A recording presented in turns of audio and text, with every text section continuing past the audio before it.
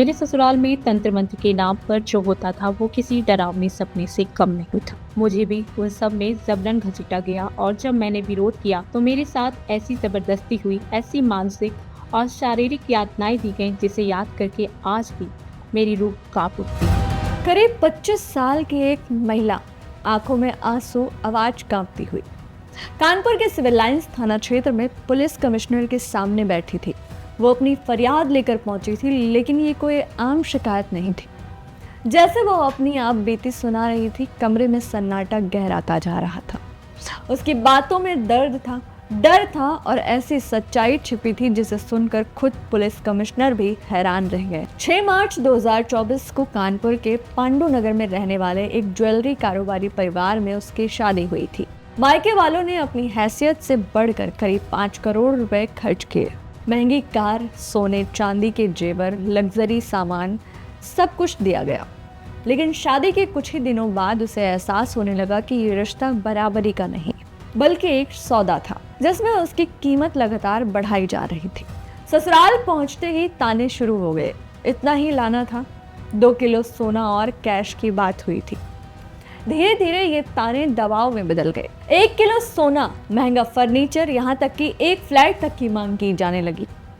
महिला के लिए ये सब कुछ समझना मुश्किल हो रहा था कि आखिर ये शादी कितने दिनों तक निभ पाएगी।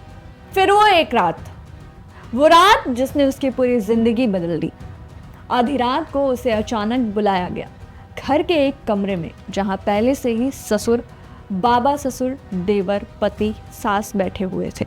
कमरे का माहौल सामान्य नहीं था, कुछ पूजा पाठ जैसा चल रहा था, लेकिन उसमें एक अजीब सी बेचैनी और डर छिपा हुआ था। सबसे हैरान करने वाली बात यह थी कि महिला के आरोप के मुताबिक उस वक्त कमरे में मौजूद सभी लोग निर्वस्त्र थे। जैसे ही वो अंदर गई, उसे कहा गया निर्वस्त्र हो जाओ। ये सुनकर उसके पैरों तले जमीन खिसक गई। किसी के भी पैरों तले जमीन खिसक जाएगी। वो घबरा गई, डर गई और उसने साफ मना कर दिया। लेकिन उसका यह इनकार उस परिवार को मंजूर नहीं था। उसका यह इनकार उस परिवार को खरकने लगा। महिला के मुताबिक उसी दौरान एक वीडियो कॉल चल रही थी। बंगाल से जुड़ा कोई तथाकथित बाबा, जो इस पूरी प्रक्रिया को निर्देश दे रहा था। कमरे में मौजूद लोग उसी के कहे अनुसार सब कुछ कर रहे थे। जब महिला ने विरोध किया तो हालात और खौफनाक हो गए। आरोप है कि उसका पति और ससुर उसके पीछे पीछे कमरे तक पहुंच गए और वो दरवाजा बंद करने की कोशिश कर ही रही थी कि दोनों अंदर आ चुके थे। महिला का कहना है कि इस दौरान उसके साथ छेड़खानी की गई, उसे गलत तरीके से छुआ गया। ससुर पर आरोप है कि उन्होंने उसके पूरे शरीर पर राख लगाई और कहा डरने की जरूरत नहीं है, इन्हीं क्रियाओं की वजह से आज हम इतने बड़े कारोबारी हैं। सोचने वाली बात है, क्या वाकई किसी तांत्रिक प्रक्रिया से कोई अमीर बन सकता है? अगर ऐसा होता तो शायद आज देश की तस्वीर ही कुछ और होती। आस्था अपनी जगह है, लेकिन आस्था के नाम पर इस तरह का खेल न सिर्फ निंदनीय है बल्कि गंभीर अपराध भी है। इस गंभीर अपराध के लिए आखिर कैसी सजा होनी चाहिए, ये बड़ा सवाल है। आगे जो पीड़िता ने बताया उसे हम प्रतीकात्मक रूप में सुना रहे हैं, जरा गौर से सुनिए।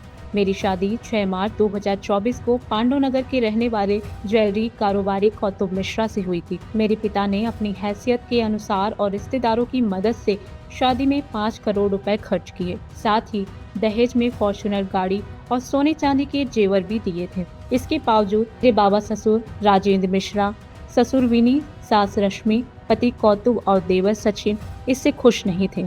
ससुराल पक्ष तांत्रिक पूजा करता था और शादी के महज कुछ दिनों बाद ही ससुराल वालों ने मुझे भी तांत्रिक पूजा में शामिल होने के लिए मजबूर किया। जब मैंने विरोध किया तो पति और ससुर ने जबरन मेरे कपड़े उतार दिए और पूरे परिवार के सामने नग्न अवस्था में पूजा में बिठा दिया। इतना ही नहीं, बाबा ससुर ने मेरे पूरे शरीर पर राख लगाई और धमकी भी दी कि अब वह घर की हर बात मानेगी।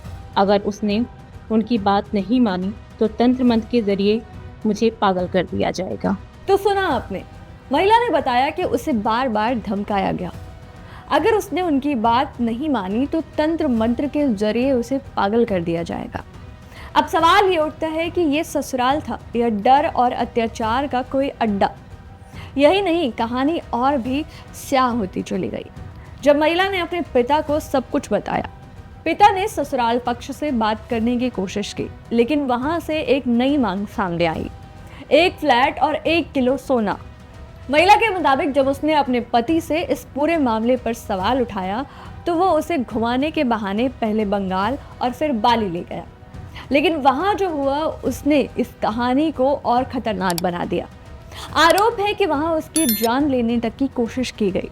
यानी ये मामला सिर्फ अंधविश्वास या प्रताड़ना तक सीमित नहीं था, बल्कि इसके पीछे एक साजिश की भी बू आने लगी थी। फिलहाल महिला की शिकायत के आधार पर पुलिस कमिश्नर ने एफआईआर दर्ज करने का आदेश दे दिया है। गंभीर धाराओं में मुकदमा दर्ज हो चुका है और जांच जारी है। दूसरी तरफ जब मीडिया ने ससुराल पक्ष से संपर्क करने की कोशिश की तो उनके फोन स्विच ऑफ मिले, यानी अभी तक उनकी तरफ से कोई सफाई सामने नहीं आई है। आज जब दुनिया आर्टिफिशियल इंटेलिजेंस, रोबोट्स और अंतरिक्ष की नई खोजों तक पहुंच चुकी है, दुनिया चांद पर पहुंच चुकी है, ऐसे में ये सवाल और भी बड़ा हो जाता है कि क्या अंधविश्वास आज भी इतना मजबूत है कि वो इंसानियत को इस हद तक कुचल दे।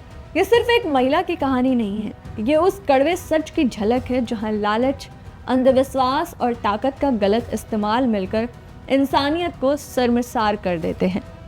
और अगर ये आरोप सच साबित होते हैं तो शायद ऐसे लोगों के लिए समाज में कोई जगह नहीं होनी चाहिए। मैं कीर्ति, कैमरे के पीछे हमारे साथी रवि।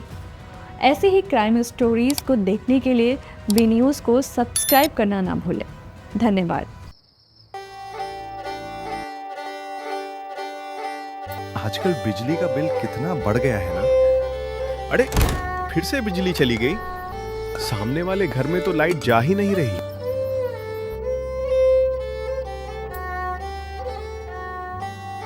Hello, Bhatadia solar. भैया हम परेशान हो चुके हैं, बिजली महंगी, सिलेंडर महंगा, अब हमें भी सोलर लगवाना है। महंगी बिजली से परेशान? भटाड़िया सोलर, बिजली का स्मार्ट समाधान।